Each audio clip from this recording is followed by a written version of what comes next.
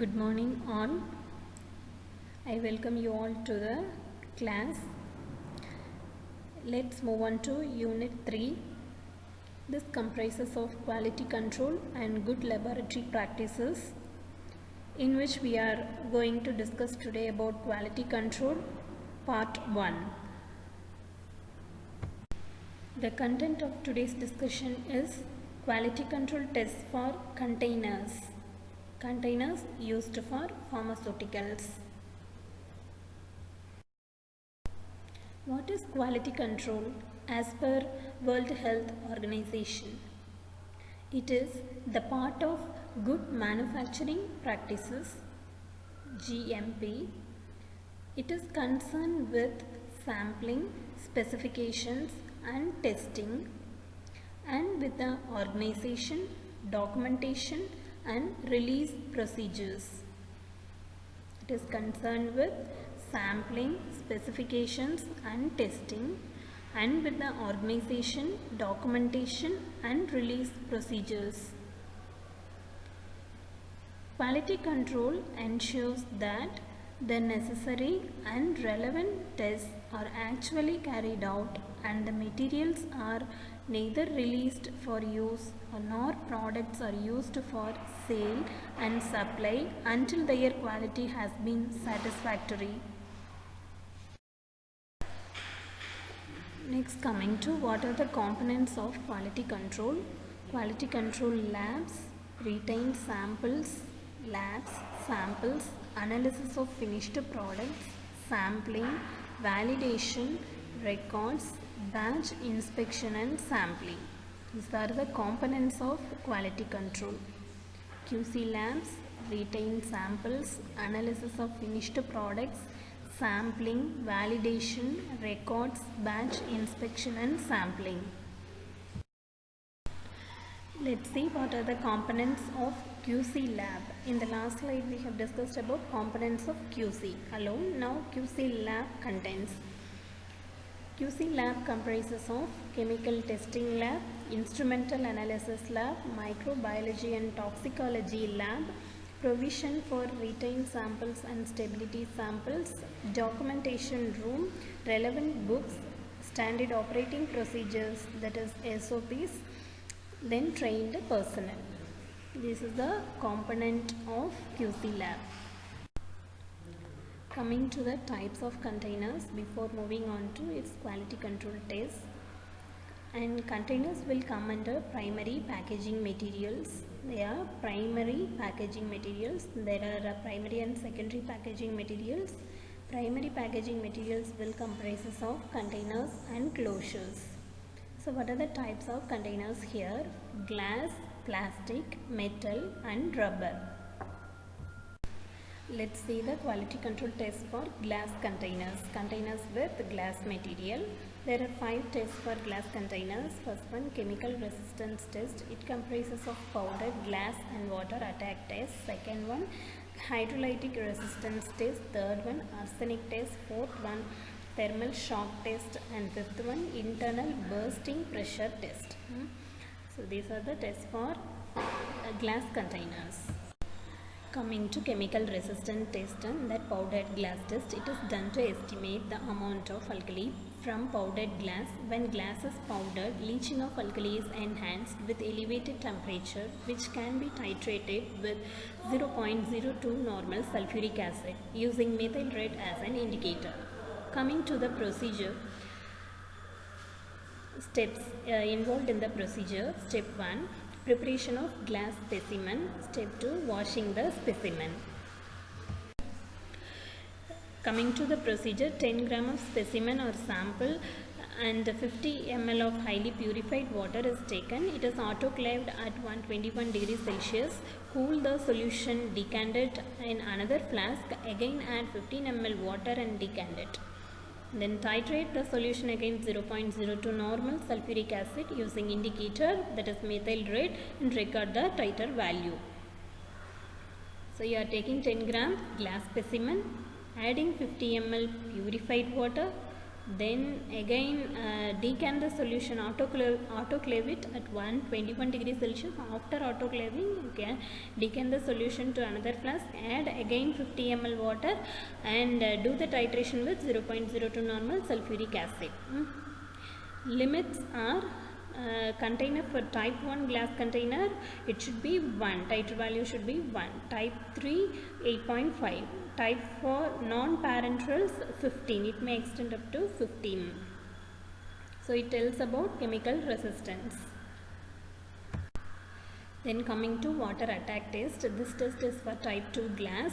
There are 4 types of glass, type 1, type 2, type 3 and type 4 for parenterals and non-parenteral solutions. Okay, glass containers are of 4 types according to United States Pharmacopoeia. Refer United States Pharmacopoeia for this and types of containers and quality control tests, USP, United States Pharmacopoeia. These procedures are taken from United States Pharmacopoeia. The reference is United States Pharmacopoeia. Okay. Water attack test. This rinse thoroughly container with high purity water, fill it by 90% of its capacity with water. Autoclave it at 120 degrees Celsius for 30 minutes. Then it is cooled and liquid is decanted. Then titrate again with against 0.02 normal sulfuric acid using methyl red as an indicator. So you can compare the volume, titer volume of sulfuric acid with limit, what it is prescribed in the pharmacopoeia. Coming to the limits for water attack test, here is given the limit value for volume of sulfuric acid consumed for each type of glass. Then leakage test. Drug filled container is placed in colored solution, that is methyl blue, and autoclaving it for 30 minutes at 121 degrees Celsius under pressure. Later on the container are observed whether color get entered in container or not. Coming to hydrolytic resistance test, the second test. We have completed chemical resistance test. Now we are moving on to hydrolytic resistance test. This test is only for unused glass containers. Procedure is rinse the container with carbon dioxide free water for 3 times, fill till a particular volume and autoclave it. At 100 degrees Celsius for 10 minutes, allow to rise the temperature to 121 degrees Celsius for 60 minutes. So at 100 degrees Celsius up to 10 minutes, at 121 degrees Celsius 60 minutes, then again reduce the temperature to 100 degrees Celsius, cool the solution. Specific amount of liquid solution is titrated with 0.01 normal HCl, hydrochloric acid, using methyl red as an indicator. Perform the blank with water, and the difference between the titration represents a volume of hydrochloric acid consumed by test and liquid.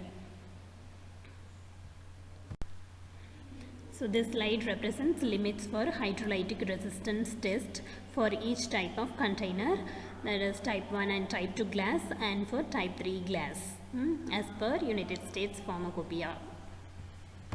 The third test for glass container is arsenic test.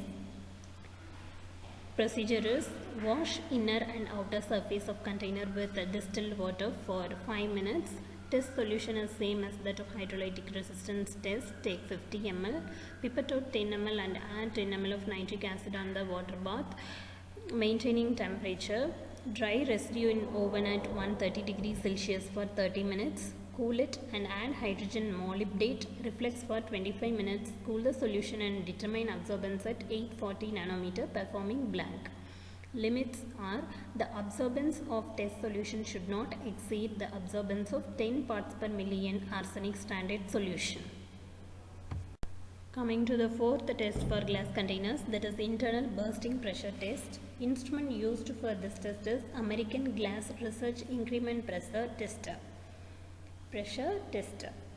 Internal bursting pressure test. If you give pressure inside the glass container, it bursts, no? So how much capacity it has to test that, this test is followed. The test is, the test bottle is filled with water and placed inside test chamber. Pressure automatically rise by series of increment at set time.